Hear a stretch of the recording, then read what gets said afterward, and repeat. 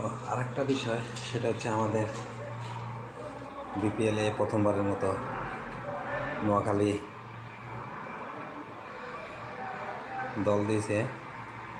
আশা করি নোয়াখালীর সকল ভাই ব্রাদার ও ভাই বোনেরা সবাই সাপোর্ট করবেন। মোটামুটি দলটা ভালোই হয়েছে।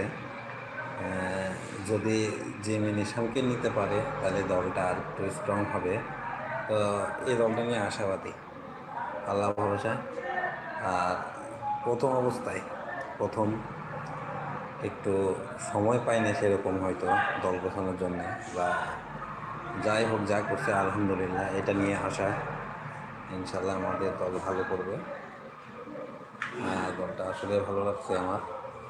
কার কেমন লাগছে সেটা জানি না। আর লোগোটা, এই মাশাআল্লাহ, আমাদের নোয়াখালী এক্সপ্রেসের যে লোগোটা করছে, আসলে আমাদের নোয়াখালীর ঐতিহ্য যে আমরাও যখন খেলতাম তখন ডানে বামে লেগে অফে নারকেল গাছ থাকতো।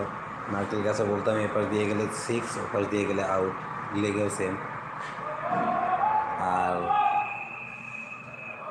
এক কথায় মনে করেন যে নোয়াখালী এক্সপ্রেসের লোগোতে আমাদের নোয়াখালীর ঐতিহ্যই তুলে ধরা হয়েছে। এখন জার্সির অপেক্ষায়, যে জার্সিটা দিলাম মাশাআল্লাহ, জার্সিটাও সুন্দর হয়েছে। যদি এটা হয় ভালো, যদি এটা না হয় দেখা যাক কীরকম আসে জার্সিটা। ওভারঅল মাশাআল্লাহ, আলহামদুলিল্লাহ।